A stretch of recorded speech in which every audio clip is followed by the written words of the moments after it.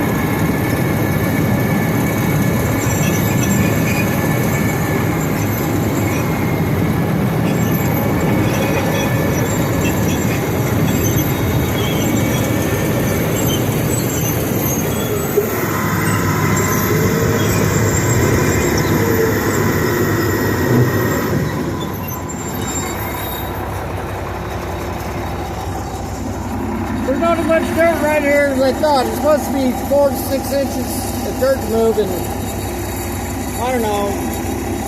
We'll have to pick another spot, but it looks like all the little stakes we put out here have been dragged away, so we might have to go get the staff and go measure out some spots and see where the real high spots are, because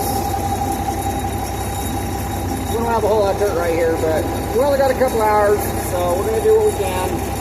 Then we'll probably get more serious about it tomorrow. I only work half days, so it is what it is.